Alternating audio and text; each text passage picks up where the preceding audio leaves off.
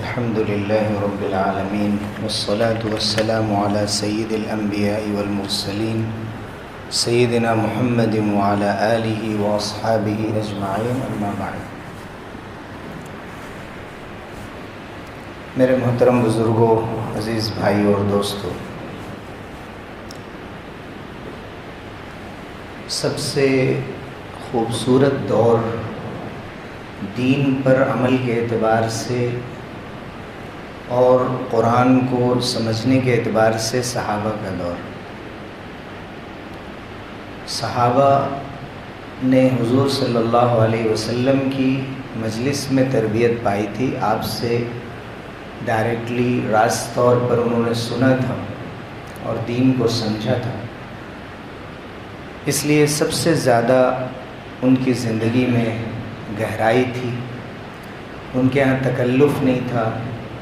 علم میں وہ بڑے مضبوط تھے، عبادت میں وہ سب سے آگے تھے، اور دنیا کا بڑا سے بڑا شخص بھی ولایت میں، ولی ہونے میں بڑا سے بڑا مقام بھی حاصل کر لے تو وہ صحابہ کے رتبے کو نہیں پہنچ سکتے. صحابہ کے بعد کا جو دور ہے وہ تابعین کا دور کہلاتا ہے، یعنی ایسے لوگ جنہوں نے ایمان کی حالت میں صحابہ رضی اللہ عنہم اجمعین کو دیکھا ہو یا کسی ایک صحابی سے بھی ملاقات کی ہو، اس کو تابعی کہتے ہیں، اور ایسے لوگوں کو تابعین کہتے ہیں.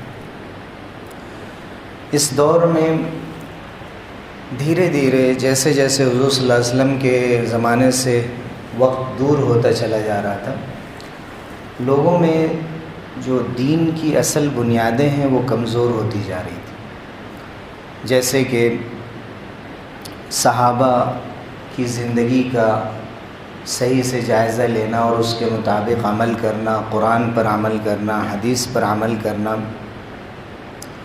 اور اس کے ساتھ ساتھ آخرت کی یاد، آخرت کی فکر، یہ چیزیں کمزور ہو رہی تھیں اور دنیا کی طلب بڑھتی جا رہی تھی. لوگوں میں دولت کی ہوس اور ایک دوسرے سے آگے بڑھنے کا جذبہ بڑھتا جا رہا تھا. اس بات کو عام طور سے تابعین جو صحابہ کے شاگرد تھے وہ محسوس کر رہے تھے کہ یہ بہت ہی واضح فرق ہے، یہ کلیئر ڈیفرنس ہے حضور صلی اللہ علیہ وسلم اور صحابہ کے دور میں. اور صحابہ ابھی حیات ہیں، الگ الگ جگہوں پر ہیں، لیکن عراق میں، شام میں، جہاں کہیں بھی صحابہ کا ماحول، ان کی مجلس نہیں ہے، لوگوں کے اندر دنیا پرستی آتی جا رہی. تو ایسے ماحول میں جن لوگوں نے لوگوں کو وہ صحیح دین یاد دلانے کی کوشش کی، ان میں حضرت سعید ابن جبیر رضی اللہ عنہ تھے، جن کو حجاج ابن یوسف نے بہت بے دردی کے ساتھ قتل کیا تھا. محمد ابن سیرین تھے جو خواب کی تعبیر کے بہت ماہر سمجھے جاتے تھے، اور امام شعبی تھے. انہی میں حضرت حسن بصری رحمۃ اللہ علیہ بھی تھے. بصرہ کے رہنے والے تھے. بصرہ عراق میں ہے. بصرہ اور کوفہ یہ دو بڑے شہر وہاں کے ہیں. 21 ہجری میں یہ پیدا ہوا.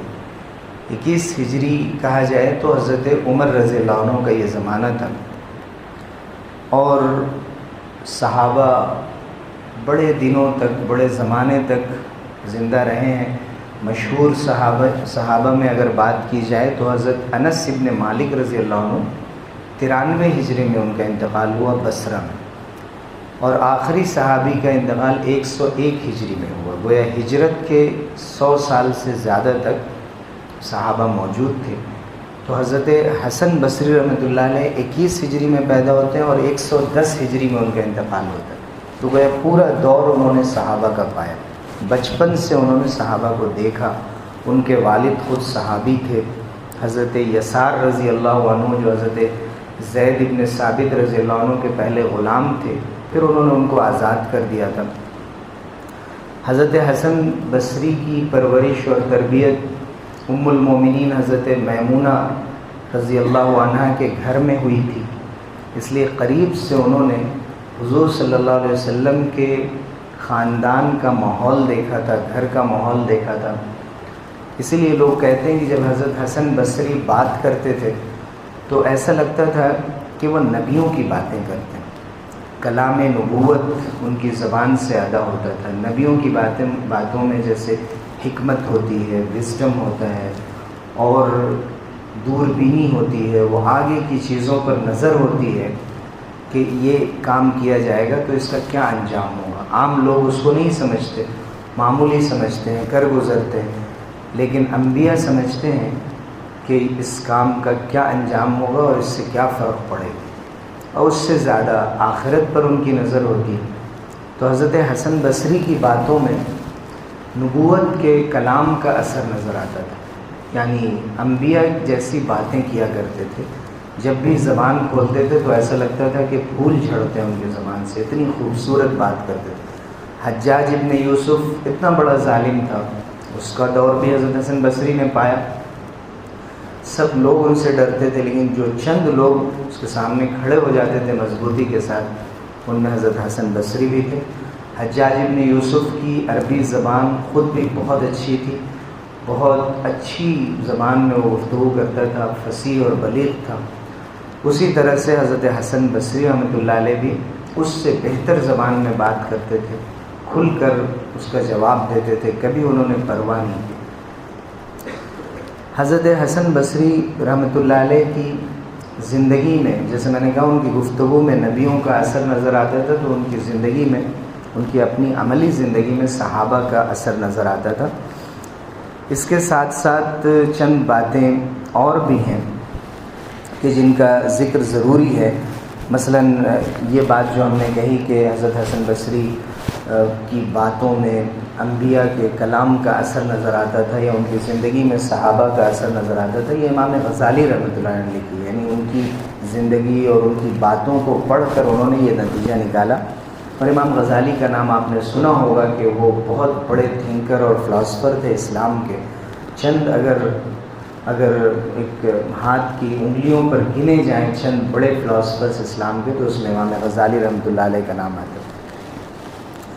اس کے ساتھ ساتھ حضرت حسن بصری رحمۃ اللہ علیہ جن باتوں پر اپنی تقریروں اور بیانات میں زور دیتے تھے، ایمان، عمل صالح، نیک عمل، تقوی، اللہ سے ڈرنے کی طرف توجہ دلاتے، لوگوں کو منع کرتے تھے کہ لمبی لمبی امیدیں مت باندھو، دنیا میں اس طرح رہنے کی پلاننگ کہ جیسے تمہیں ہمیشہ رہنا ہے، یہ مت کرو، اور اس بات کی تعلیم دیتے تھے کہ اپنے نفس کے دھوکے میں مت رہو۔ اور خاص طور سے جو مٹیریلسٹک سوسائٹی ہوتی ہے، جو منی اورینٹڈ ہوتی ہے، جہاں پر مال ہی سب کچھ ہوتا ہے، اس کے وہ بہت خلاف تھے، اور ان کا کہنا تھا کہ یہ چیزیں غفلت پیدا کرتی ہیں، یہ کبھی بھی آخرت کی یاد کو دل میں بسنے نہیں دیتی، اس لیے کہ انسان کو سب کچھ میسر ہوتا ہے اور بڑی آسانی کے ساتھ زندگی گزار رہا ہوتا ہے، تو وہ یہ سمجھتا ہے کہ کوئی مسئلہ ہی نہیں اور ہمیں حساب کتاب دینا ہی نہیں۔ حضرت حسن بصری رحمۃ اللہ علیہ یہ بھی فرماتے تھے کہ تم سمجھتے ہو کہ صحابہ کے دور میں اور حضور صلی اللہ علیہ وسلم کے دور میں نفاق ختم ہو گیا، یعنی منافق جو لوگ تھے، جن کے اندر ہیپوکریسی ہوتی تھی، جو بظاہر مسلمانوں کے بیچ ہوتے تھے لیکن اندر سے ان کے دل میں کفر چھپا ہوتا تھا، تو جو عقیدے کا نفاق تھا اس کے بارے میں تو حضور صلی اللہ علیہ وسلم کو بتا دیا جاتا تھا کہ فلاں شخص منافق ہے، اندر سے کافر ہے۔ حضور کے زمانے کے بعد کسی پر وحی نہیں آتی کہ کوئی کسی کو بتا سکے کہ یہ منافق ہے، لیکن شاہ ولی اللہ رحمۃ اللہ علیہ نے لکھا ہے کہ عمل میں نفاق باقی ہے، آج بھی بعد کے زمانے میں بھی۔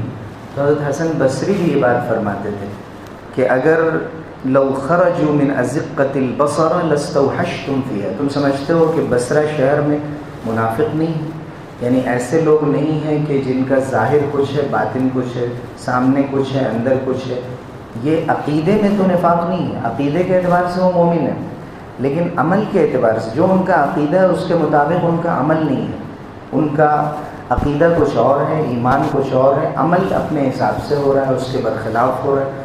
تو کہتے تھے کہ اگر یہ لوگ نکل جائیں جو جعلی ایمان والے ہیں، جو حقیقی ایمان والے نہیں ہیں، تو پورا بصرہ شہر خالی ہو جائے۔ سمجھو زیادہ تر لوگ ایسے ہوتے جا رہے ہیں جو حقیقی ایمان کو چھوڑ رہے ہیں۔ حضرت حسن بصری کی بہت مقبولیت تھی اور ان کے بیانات اور مواعظ میں اتنے زیادہ لوگ آتے تھے کہ بڑے بڑے علماء کے بیانات میں نہیں آتے تھے۔ جس دن ان کا انتقال ہوا تھا کہا جاتا ہے کہ پورا شہر قبرستان کی طرف نکل گیا تھا، اور قبرستان چونکہ مسجد سے دور تھا، اس دن شہر کی جامع مسجد میں عصر کی نماز نہیں ہو سکی تھی۔ 110 ہجری میں جب حضرت حسن بصری کا انتقال ہوا تو سب لوگ قبرستان کی طرف بڑھ گئے اور وہیں قریب میں کہیں نماز ادا کی۔ اس دن شہر کی جامع مسجد میں نماز تک نہیں ادا ہو سکی، اتنی زیادہ ان کی محبت لوگوں کے دلوں میں تھی اور عقیدت تھی کہ سب کے سب ان کے جنازے میں جانے کو اپنے لیے سعادت کی بات اور خوشبختی کی بات سمجھتے تھے۔ اس کی روشنی میں میں چاہتا ہوں کہ کچھ کوٹیشنز جو حضرت حسن بصری کے بیانات کے ہیں کہ وہ اپنے بیان میں کیا کہتے تھے، کس قسم کی باتیں کرتے تھے، وہ اگر عربی زبان میں اگر اس کو بیان کیا جاتا اور ہم سمجھ رہے ہوتے تو اس کا جو ایفیکٹ ہے اور زیادہ ہوتا، لیکن اردو میں اس کا ترجمہ پیش کرنے کی کوشش کرتا ہوں۔ مثلا ایک تقریر میں انہوں نے کہا، ہائے افسوس لوگوں کو امیدوں نے اور خیالی منصوبوں نے غارت کر دیا، یعنی لوگ طرح طرح کی امیدیں بناتے ہیں، خواب دیکھتے رہتے ہیں اور اسی میں مگن رہتے ہیں، اس چیز نے لوگوں کو برباد کر دیا۔ انہوں نے کہا کہ صرف زبانی باتیں، عمل کا نام و نشان نہیں، اگر کچھ علم حاصل بھی ہوتا ہے تو اس علم پر عمل نہیں کرتے، صبر نہیں کرتے، ایمان ہے مگر یقین سے خالی ہے۔ آدمی تو بہت نظر آتے ہیں مگر صحیح اور سچے دماغ والے اور عقل اور دل والے لوگ بہت کم ہیں، خال خال نظر آتے ہیں۔ وہ کہتے تھے آنے جانے والوں کا لگتا ہے کہ ایک شور ہے مگر ایک خدا کا بندہ ایسا نظر نہیں آتا کہ جس سے دل لگے، جس کے ساتھ بیٹھنے کا جی چاہے، یا جو سچا ہو، جو مخلص ہو، امانت دار ہو، جو بے غرض ہو، بے لوث ہو۔ انہوں نے فرمایا کہ ایسا لگتا ہے کہ لوگ ایمان میں داخل ہوئے پھر کب نکل گئے ایمان سے ان کو پتہ بھی نہیں چلا۔ انہوں نے سب کچھ جان لیا اور پھر رخ موڑ لیا اور مکر گئے۔ انہوں نے پہلے ایک چیز کو جانا کہ یہ حرام ہے، پھر اپنا کوئی ذاتی مفاد آ گیا تو اسی حرام کو حلال کر لیا، ناجائز کو جائز کر لیا۔ انہوں نے کہا کہ تمہارا دین کیا ہے؟ تمہارا دین صرف زبان کا ایک چٹخارا ہے، مزے کے لیے تم دین کی باتیں کرتے ہو کہ دین پر عمل کرنا چاہیے اور ہم مومن ہیں اور ایمان بہت بڑی چیز ہے، جیسے تمہارے زبان پہ یہ بات ہے، تمہارے دل میں یہ بات نہیں۔ اگر ان سے پوچھا جاتا کہ تم قیامت کے دن پر یقین رکھتے ہو تو ہر مسلمان کہتا ہے کہ بالکل ہاں میں قیامت کے دن پر یقین رکھتا ہوں۔ حسن بصری کہتے ہیں قسم ہے قیامت کے دن کے مالک کی، روز جزا کے مالک کی، مالک یوم الدین کی، کہ جو یہ دعویٰ کر رہا ہے کہ میں آخرت سے ڈرتا ہوں، میں اس کی زندگی کو دیکھ رہا ہوں، وہ غلط کہتا ہے۔ مومن کی شان تو یہ ہے کہ دین میں وہ مضبوط ہو، اس کا ایمان اور یقین پہاڑ سے زیادہ قوی تر ہو، اس کا علم ایسا ہو جو اس کے اندر جھکاؤ پیدا کرے، اس کے اندر اتنا جھکاؤ اور تواضع ہو کہ اس کی وجہ سے وہ کسی کے سامنے بیٹھ کر علم حاصل کرنے کو تیار ہو، وہ بہت انٹیلیجنٹ ہو، بہت عقل مند ہو، لیکن اسی کے ساتھ اس کے اندر نرمی بھی ہو، وہ ڈاؤن ٹو ارتھ ہو، اس کے اندر غرور نہ ہو، ایگو نہ ہو۔ اس کے ساتھ ساتھ انہوں نے فرمایا کہ وہ ظاہری طور پر لوگوں کے سامنے اچھے کپڑے پہن کر اور اپنے کو فٹ پیش کرتا ہو تاکہ کوئی یہ نہ سمجھے کہ وہ مجبور ہے یا محتاج ہے یا اس کو کسی چیز کی ضرورت ہو، وہ صرف اپنے اللہ کے سامنے اپنی حاجت کہتا ہو۔ پھر یہ بتایا کہ اگر مومن تو وہ ہے کہ اگر اس کو دولت ملے تو اعتدال کا دامن ہاتھ سے نہ چھوٹے، یعنی ضرور اس دولت کو استعمال کرے لیکن ایسا نہیں کہ بالکل اسی میں وہ مگن ہو جائے، خرچ کرنے میں وہ شفیق ہو، اس کے دل میں لوگوں کے لیے جگہ ہو، وہ کمزور لوگوں کے لیے اس کے اندر رحم ہو، کرم ہو، جب وہ کسی کے حق ادا کرنے کی بات آئے تو اس کے دل میں جگہ ہو، وہ انصاف پر عمل کرنے والا ہو، کسی سے نفرت ہو تو اس کے حق میں اتنی ہی بات کہتا ہو جتنی جائز ہے، اس سے زیادہ بات نہ کہتا ہو، کسی سے محبت ہو تو اس کی محبت میں وہ شریعت کے خلاف نہ جاتا ہو، وہ کسی کے اندر عیب نہ نکالتا ہو، وہ کسی کی غیبت نہ کرتا ہو، کسی پر تانا نہ لگاتا ہو، کسی کو تانا نہ دیتا ہو، بیکار کے کاموں سے، کھیل تماشوں سے اس کو کوئی فرق نہ پڑتا ہو اور اس میں اس کا دل نہ لگتا ہو، وہ دوسروں کے بارے میں چغل خوری نہ کرتا ہو، اس کا صبر اس کے تقوی کی علامت. وہ خاموش بھی رہتا ہو تو غور و فکر کرتا ہو، اور اگر وہ غور و فکر کر رہا ہے تو دوسروں کے لیے عبرت کا سامان بن رہا ہے. وہ علماء کی صحبت اختیار کرتا ہے، علم کی خاطر سفر کرتا ہے، خاموش رہتا ہے تاکہ گناہوں سے بچ سکے، اور بولتا ہے تو اس لیے کہ کچھ ثواب کمائے. وہ فائدہ حاصل کرنے کی کوشش کرتا ہے، وہ استغفار کرتا ہے، اللہ کے سامنے معافی مانگتا ہے. وہ کوئی جہالت کا کام نہیں کرتا، لوگوں سے بیجا بحثیں نہیں کرتا، وہ ظلم نہیں کرتا. اس قسم کی وہ باتیں کرتے تھے اور کوشش کرتے تھے کہ لوگوں کو اس بات پر آمادہ کریں کہ دیکھو، جو ایمان تم نے قبول کیا ہے، جس دین کو تم نے مانا ہے، اس کی حقیقت کو سمجھو. حقیقی ایمان میں اور ایمان کی صورت میں فرق ہوتا ہے. اگر شیر کی کوئی بڑی سے بڑی تصویر بنا دی جائے، بچہ بھی اس سے نہیں ڈرتا ہے. یہی کیفیت ان کے مطابق مسلمانوں کی ہے کہ ہم نے ایمان کی صرف ایک صورت، ایک ظاہری صورت اختیار کر رکھی ہے، حقیقی ایمان کو چھوڑ دیا ہے. اس لیے اس کی تاثیر اور اس کی وجہ سے جو کسی دوسرے پر اثر ہونا چاہیے اس کا اثر بھی نہیں پڑتا. اسی طرح اور بھی ان کے بیانات میں ہمیشہ ایمان کی اور ایمان کے مطابق نیک عمل کی، فضول باتوں سے بچنے کی، اور ایسی چیزوں میں اپنا وقت لگانے کی کہ جو انسان کو اللہ کا محبوب بناتی ہیں اور نیک بناتی ہیں، متقی اور پرہیزگار بناتی ہیں. ہمیشہ اس کی کوشش کرتے اور اس کی دعوت دیتے. اب اس کی روشنی میں اگر ہم دیکھیں تو ایک ایسی شخصیت جن کو رأس الاولیاء کہا گیا، یعنی اولیاء میں اور صوفیہ میں ان کا بہت بڑا مقام ہے، اور جنہوں نے ہمیشہ اللہ کے دین کی طرف دعوت دی، اللہ سے ڈرنے کی دعوت دی، ایک ایسے دور میں جو صحابہ سے قریب دور. ہمارا کیا خیال ہے ہمارے اس دور کے بارے میں جس میں ہم جی رہے ہیں، اور ہماری اس زندگی کے بارے میں جو ہم گزار رہے ہیں؟ کیا ہم اپنے ایمان کا، اپنے عمل کا جائزہ لے رہے ہیں؟ کیا حقیقت میں قرآن کا جو مطالبہ ہے اس مطالبے پر ہم عمل کر رہے ہیں؟